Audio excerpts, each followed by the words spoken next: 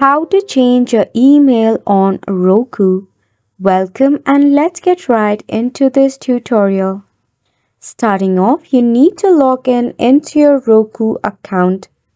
In order to do so, you can tap open a browser and search for Roku.com.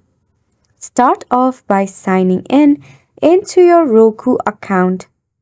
Enter your current Roku account email address and password to log in. Once logged in, locate the section for managing your account information. It might be labeled as account or account info. It depends upon the browser or the application version. Then you need to find out the email update option.